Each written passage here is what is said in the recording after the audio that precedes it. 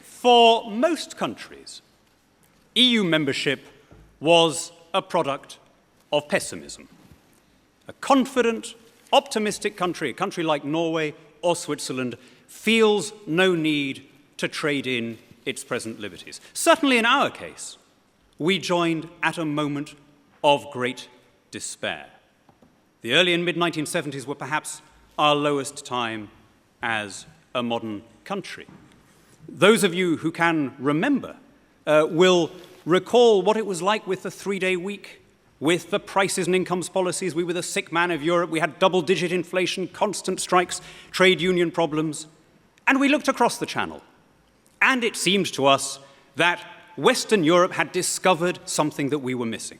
Between 1945 and 1973, the year that we joined, Western Europe had spectacularly outperformed the United Kingdom, had outgrown us for reasons which we can now see. We looked across and we thought, we need to hitch our wagon to that locomotive. My friends, our timing could not have been worse. We thought we were joining a growing and prosperous market. In fact, we were confining ourselves in a cramped and dwindling customs union. Far from hitching our wagon to a powerful economic locomotive, we shackled ourselves to a corpse.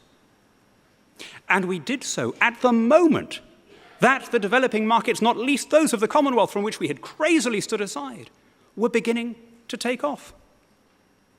According to the IMF, over the next 5 years, the Eurozone will barely grow at all, but the Commonwealth will grow at 7.2% per year.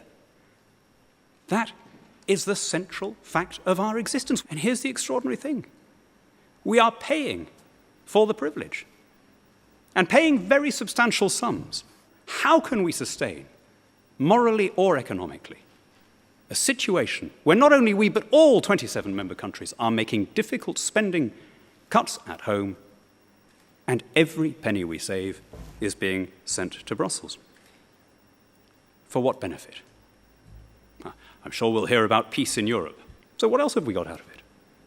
I won't even touch on the constitutional and democratic objections, the fact that our laws are now made not just by people that you didn't vote for, but by people that nobody voted for, by 27 unelected European commissioners, people who generally have to have lost an election before they're appointed to the Commission, a uniquely anti-democratic system. So let me instead ask you this. Is it possible to conceive of a situation where we could have the advantage of trade in Europe, of free movement of goods and services, while at the same time being able to lock in to those global markets? Well, the short answer is to look at the countries already doing it. Outstandingly, Norway and Switzerland. The two EFTA members, or the two large EFTA members, both of them are fully covered by the so-called four freedoms of the single market, that is to say, free movement of goods, of services, of people, and of capital. But they are fully sovereign democracies, and critically, they are able to sign free trade deals with countries outside Europe.